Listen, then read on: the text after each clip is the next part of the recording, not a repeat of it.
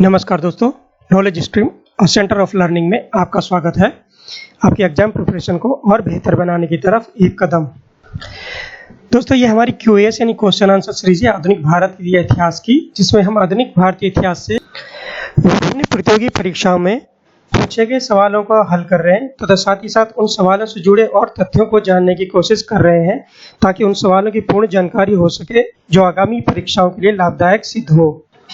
चलिए स्टार्ट करते हैं भाग 10। और ये बेसिकली कंपनी शासन के तहत जो कि पीरियड था 1757 से 1857 ईस्वी के मध्य, इस अवधि के मध्य जो भी क्वेश्चन हमारे कॉम्पिटिटिव एग्जाम से पूछे गए हैं उनका कंपाइलेशन है और ये आपके लिए बहुत ही महत्वपूर्ण होगा। आपसे अनुरोध है अपने दोस्तों के बीच में इसको शेयर करें और नोटिफिकेशन के लिए बेल आइकन को जरूर दबा लें और प्लीज़ सब्सक्राइब करें। और अगर आपको ये सीरीज अच्छी लगती है तो कमेंट बॉक्स पर कमेंट कीजिए और लाइक बटन को जरूर दबाइएगा।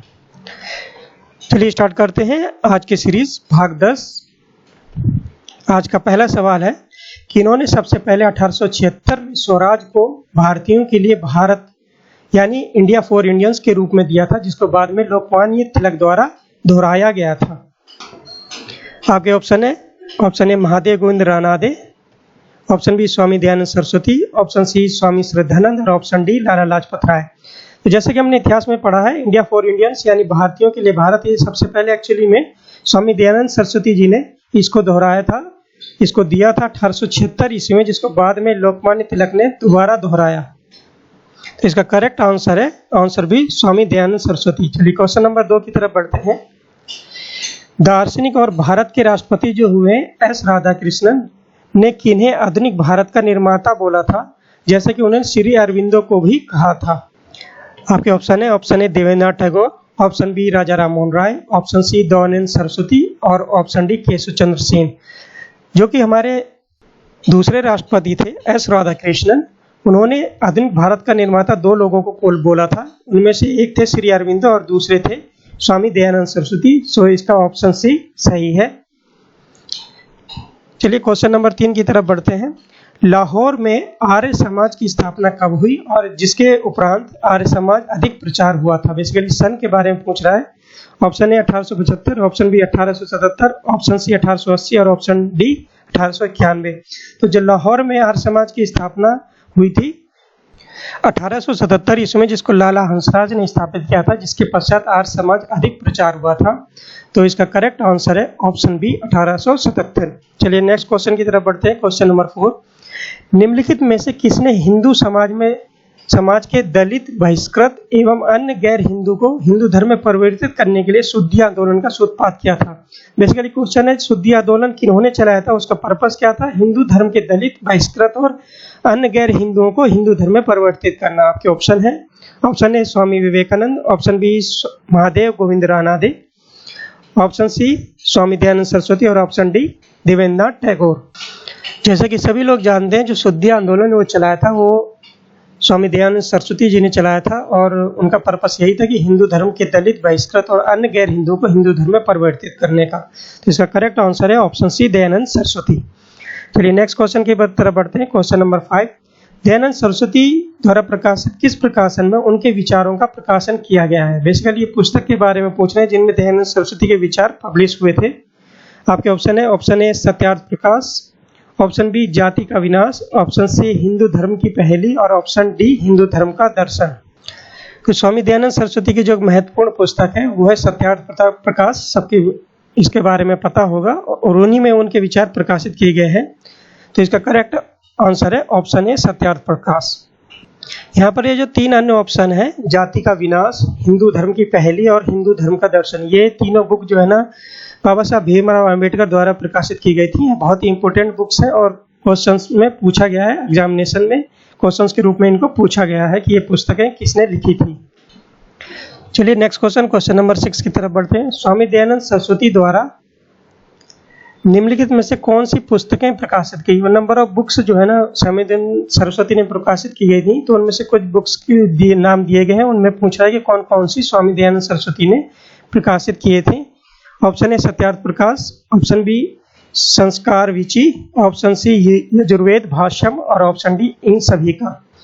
तो ये तीनों ही पुस्तक स्वामी दयानंद सरस्वती की बहुत ही महत्वपूर्ण पुस्तक है और कई बार एग्जाम्स में पूछी गई है। सत्यार्थ प्रकाश के बारे में सबको पता रहता है, लेकिन संस्कार विची और ये यजुर्वेद भाष्यम भी बहुत इंपॉर्टेंट पुस्तक हैं। तो इसका करेक्ट आंसर है ऑप्शन डी, इन सभी का। तो इन सभी का प्रकाशन स्वामी दयानंद सरस्वती द्वारा किया गया था। चलिए नेक्स्ट क्वेश्चन नंबर 7 की तरफ बढ़ते हैं। स्वामी दयानंद सरस्वती द्वारा लिखित सत्यार्थ प्रकाश निम्नलिखित में से किसकी जन सामान्य की भाषा में लोकप्रिय व्याख्या है? बेसिकली सत्यार्थ प्रकाश में कितनी चीज की व्याख्या की गई है जन सामान्य की भाषा में, उनके बारे में पूछ रहा है। ऑप्शन ए है वेदों की, ऑप्शन बी उपनिषदों की, और ऑप्शन सी पुराणों की, और ऑप्शन डी ब्राह्मण ग्रंथों की। जैसे कि हम जानते हैं तो स्वामी दयानंद सरस्वती के विचार जो है ना वेदों से बहुत प्रभावित थे और उनका नारा था बैक टू वेदास का, और वेदा को ही रॉक ऑफ द एजेस बोला था उन्होंने। तो इस तरीके से जो उन्होंने सत्यार्थ प्रकाश में व्याख्या की है वो वेदों की है। तो इसका करेक्ट आंसर है option A Veda. Next question number 8 की तरफ बढ़ते हैं।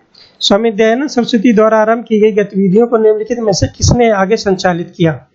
ऑप्शन ए है लाला हंसराज, ऑप्शन बी लाला लाजपत राय, ऑप्शन सी स्वामी श्रद्धानंद, और ऑप्शन डी स्वामी दर्शनानंद। दोस्तों, जब स्वामी दयानंद सरस्वती जी की हत्या हुई थी 1883 ईस्वी में, उसके पीछे कहानी है। कहानी है कि जो महाराजा थे जोधपुर के जसवंत सिंह द्वितीय, उन्होंने दयानंद सरस्वती जी को इनवाइट किया था और उनके डिसिपल या शिष्य बनना चाहते थे। तो दयानंद सरस्वती वहां पर गए। इसके पश्चात उन्होंने उनके जो रेस्ट रूम है यानी जहां वो आराम करते थे वहां पर विजिट किया। तो वहां उन्होंने एक नर्तकी जनही जान को देखा था वहां पर।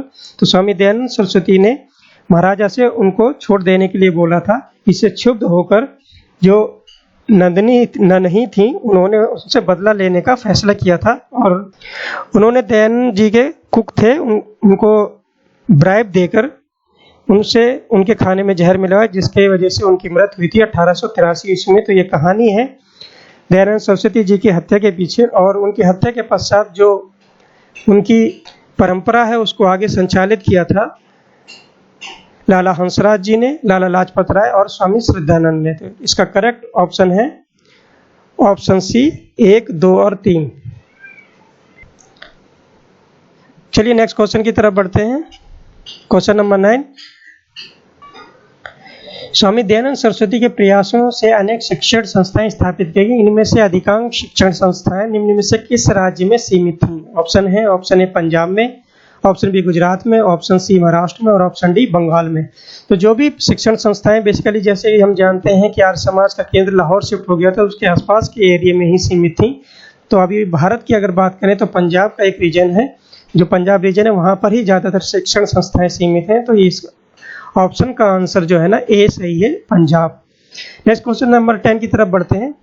आर्य समाज के अनुयायियों द्वारा परंपरागत पद्धति से शिक्षा देने के लिए निम्नलिखित में से कहां 1902 में गुरुकुल विश्वविद्यालय की नींव रखी गई? बेसिकली जगह पूछ रहा है गुरुकुल विश्वविद्यालय कहां स्थापित हुआ था 1902 में, जिसमें आर्य समाज की परंपरागत पद्धति से शिक्षा देने का प्रयास किया गया था। ऑप्शन ए है इलाहाबाद में, ऑप्शन बी बनारस में, ऑप्शन सी हरिद्वार के निकट कांगड़ी में, और ऑप्शन डी हिमाचल प्रदेश में। जैसे कि हम जानते हैं गुरुकुल विश्वविद्यालय 1902 में स्थापित हुआ था, वो हरिद्वार के निकट कांगड़ी में स्थापित हुआ था। तो ये है ऑप्शन सी सही, और इसका करेक्ट ऑप्शन है ऑप्शन सी। दोस्तों, इस तरीके से हमने जो एग्जामिनेशन में आर्य समाज से रिलेटेड कुछ और महत्वपूर्ण प्रश्न काफी एग्जाम में पूछे गए थे उनको भी डिस्कस किया। इसमें कुछ तथ्यों को भी शामिल किया जो अगले एग्जाम में आने की पूरी संभावना है। और ये आपसे अनुरोध है कि चैनल को जरूर सब्सक्राइब करें और दोस्तों के बीच में जरूर बांटें, जो भी तैयारी से जुड़ा हुआ है उसके लिए बहुत लाभदायक सिद्ध होगा। आपके लिए दोस्तों एक और इन्फॉर्मेशन है कि हमारी QES यानी क्वेश्चन आंसर सीरीज पॉलिटी की स्टार्ट हो गई है। आप चैनल के प्लेलिस्ट में जाकर इसको देख सकते हैं और ये बहुत ही महत्वपूर्ण होगा, आपकी तैयारी में एक बहुत ही सहायक सिद्ध होगा। चलिए आज इसी के साथ ही आज यही लेक्चर समाप्त करते हैं। धन्यवाद।